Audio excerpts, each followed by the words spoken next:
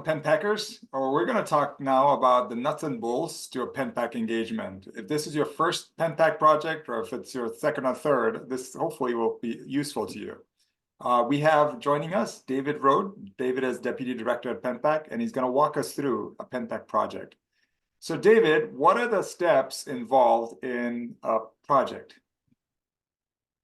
Well, AJ, thank you. I mean, just to give a sense for what a PenPack project looks like, there's a lot of work that goes on behind the scenes well before our volunteers get an email saying, hey, you're on this team for this particular project. So in the months leading up to this, we're kind of working all of our connections and all of our relationships to try to solicit applications from the nonprofit community where they're telling us what their needs are. And then we go ahead through a different process.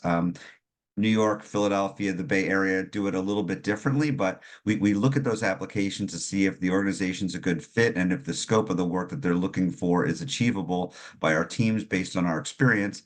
And if we do, then we move them forward in the process and try to create what's called an engagement letter, which is actually a contract between PenPack and the nonprofit organization, identifying what their needs are and giving a sense what the deliverables will be that the team is committing to in a general sense by the end of the engagement. And then we look to staff the team, and we take a lot of factors into consideration when we staff a team. We look at prior PenPack experience, whether somebody's new to the organization or has been on projects before. We look at the co-leaders and see what their particular strengths are. Then we look at is this a marketing project or a fundraising project or an HR project, and try to get a balance on the team in terms of how it's staffed.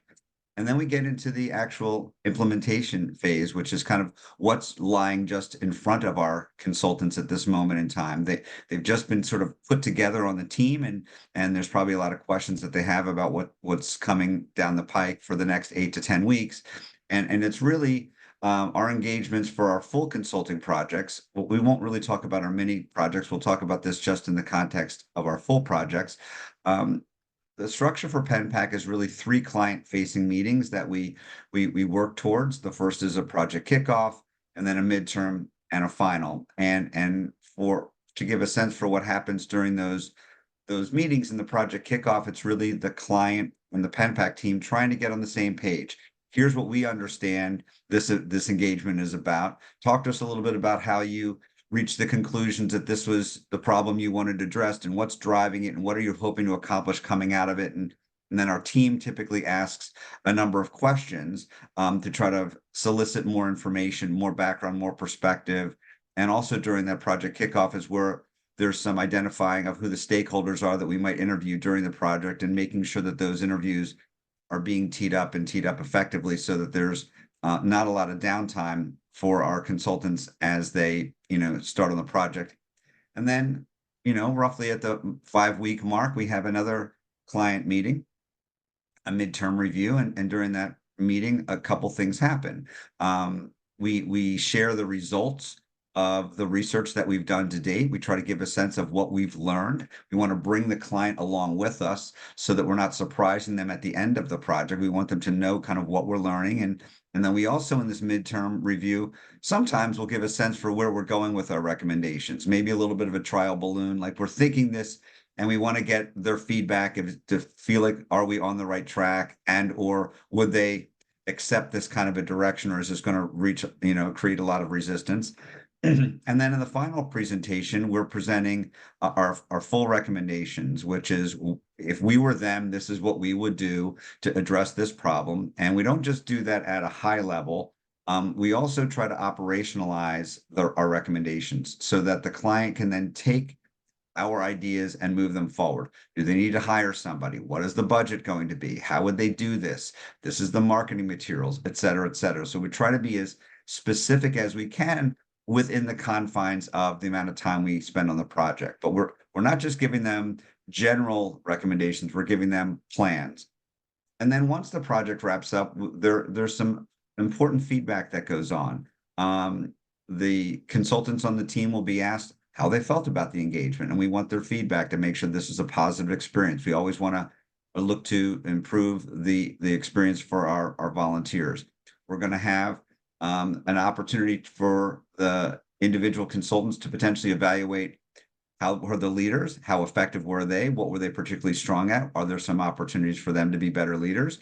And the leaders will look at the consultants and they will likewise provide some feedback.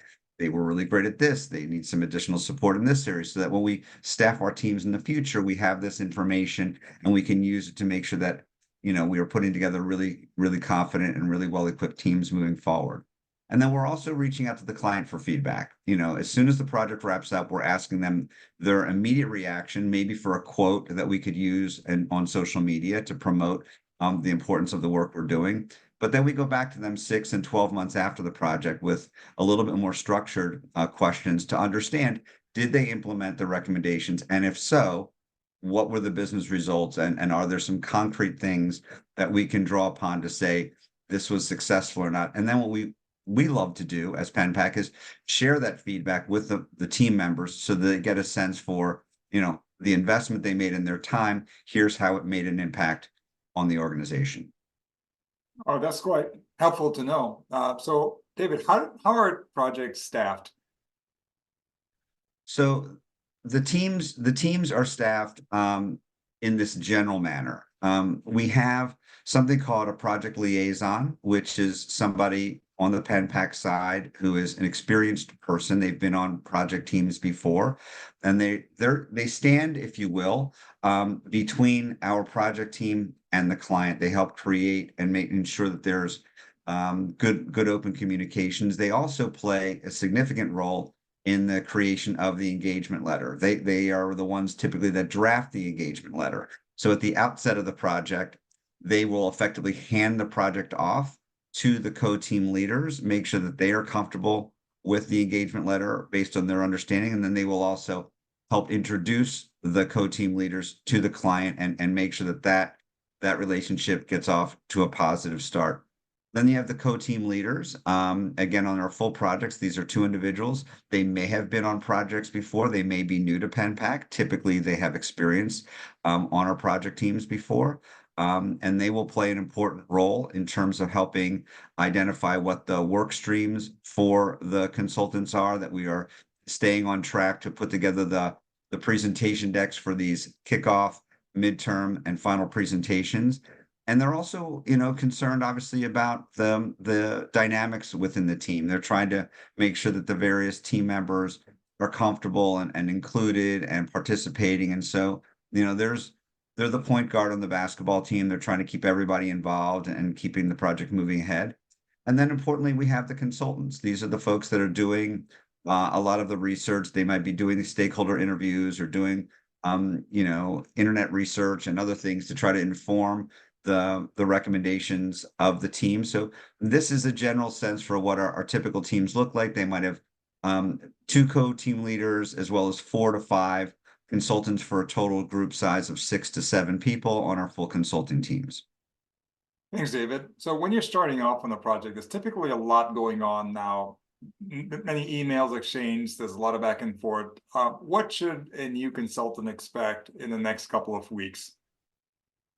So I was on a project before I became the deputy director of PenPack, and I have a distinct memory of the outside of the project being a little chaotic. We're mindful of that, and we try to manage that with really good, clear communication so that people don't feel overwhelmed or confused about what's going on. But there is a lot happening. There are materials. There's a project folder set up for every team, and within that, it's very well organized and very clear. Here's the engagement letter that we refer to. You should read that. Here's some additional materials that the client has provided to inform, the opinions about X and Y and Z. So, you're going to want to read that information just to get a sense for the background on the project and on the client. There's also a lot of calendar coordination going on. So for a typical consulting project, teams have a weekly internal team meeting, and that's typically on the same date and time each week. So at the outset, there's a lot of coordination done to find, okay, Sundays at 6 p.m. is the best time for our team. We're going to meet every Sunday at 6 p.m. And then that becomes booked. And then we don't have to waste a lot of energy over the course of the project, continually finding dates and times at work. It becomes a standing meeting. But again, in the beginning, that doodle poll to identify that time slot is important. And likewise, we're trying to schedule the kickoff with the client. Sometimes the liaison will help identify a couple of dates that work for the client, but still we have to make sure that the team is available on those dates and the team is going to be ready with their presentation deck and with their questions by that point in time. So there's a little bit of coordination around that. That initial client meeting could be done virtually, it could be in person. Each team and each project is a little bit different about what the expectations are about in-person versus virtual meetings. And then, you know, the team starts preparing for that kickoff meeting. And for most folks, it really just involves, what are the 2 to 3 questions that are on your mind as you read this information? What would you like to see answered that would really help, you know, clarify a key question or two? And if everybody in the team is creating a couple of thoughtful questions, then you have a really robust list of questions and you can have a really successful initial kickoff meeting. Thanks, David.